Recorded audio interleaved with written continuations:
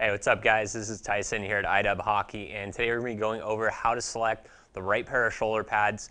Now there's several different manufacturers on the market, and most of the manufacturers do a great job at offering different price point pads.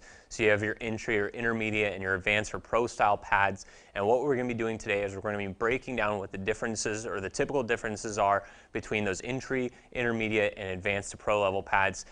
Before we get into that, give you a little bit better idea of how to determine where you are, is one's going to be the age level of the player. For those really young guys in the mites and the squirt leagues, since they're not checking, they're not going to have as much of a demand for a really heavy duty shoulder pad, so they can get away with something a little bit lighter. Also, it depends on what level of play you're at. You know, for those advanced travel team players that are in more of the aggressive leagues, those guys are going to need a little bit more protection, whereas the rec, non-checking leagues, you can get away with a little bit of a lighter shoulder pad.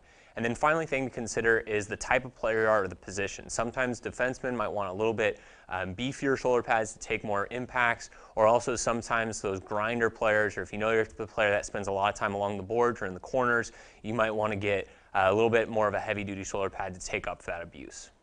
All right, so starting us out, we're going to take a look at an entry-level hockey shoulder pad. This is going to be a pretty typical entry-level pad, so this is going to be the foundation for us, and then as we move up, we'll show you which additional features each level pad is going to offer. So as far as the front portion goes, you can see a single panel design. You'll have a plastic insert down the center, and then single density foams on the outer portion.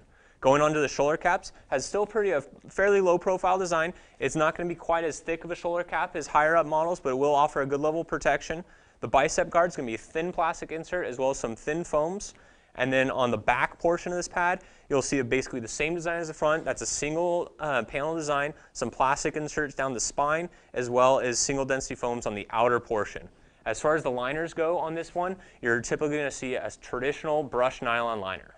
Moving on to an intermediate level pad, there's going to be a nice jump in protection on this pad, as well as some new features to help increase that mobility with those additional protection. So starting us out on the front portion, first thing you'll notice is it no longer has a single panel design.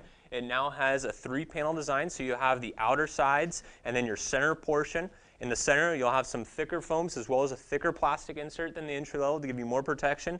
On the outsides, it'll sometimes be dual density foams. A lot of times it'll still be single density, but you will see more segments in this area to help increase that mobility. Going on to the sides, you'll see some additional foams usually underneath the shoulder caps to give a little more protection. You'll also have a nice low profile design, so it's going to offer a great fit.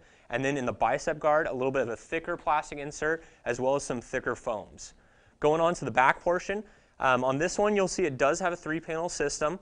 It's not always seen on an intermediate level pad, so this is a great feature. If you see a 3-panel design on an intermediate pad, it's a great thing to look for. Once again, it's going to have thicker plastics as well as some dual density foams.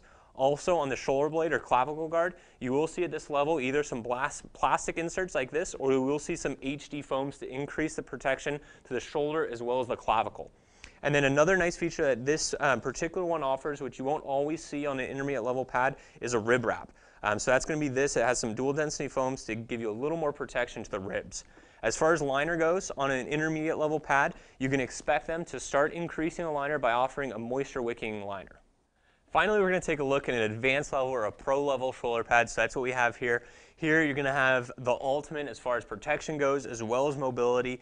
They've done an excellent job on top of the line pads of giving that pro level protection with still a great mobility to it. So starting us out on the front portion, you will see that 3-panel design as well on this level, but one difference between a 3-panel design, usually on a top of the line pad versus an intermediate, is those panels will be attached by elastic, and sometimes they'll even have an adjustability feature. So this one in particular, you do have an elastic draw cord that determines how tight these panels fit on the chest. So that's a great customization feature. You'll also see more dense foams in the sternum, giving you some great protection. So you can see how this one's a lot thicker than what we saw previously.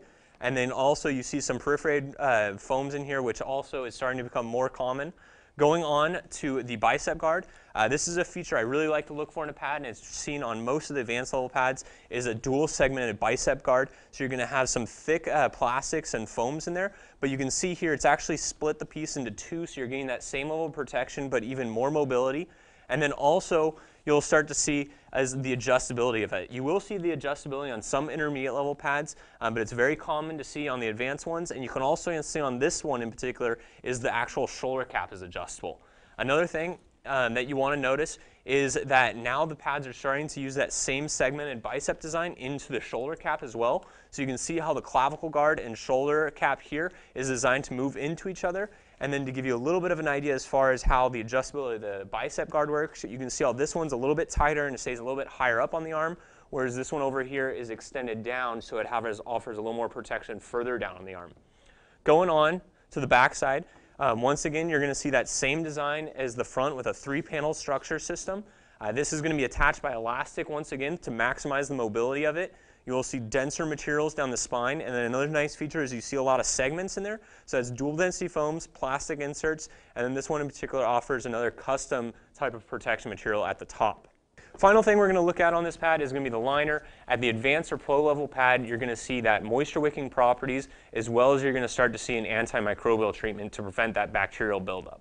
Now it's just a quick look at how to select the Hawkey shoulder pads. If you have any questions on selecting a shoulder pad that's right for you, feel free to give us a call or shoot us an email. Once again, my name's Tyson, and this is at inlineandIcewarehouse.com.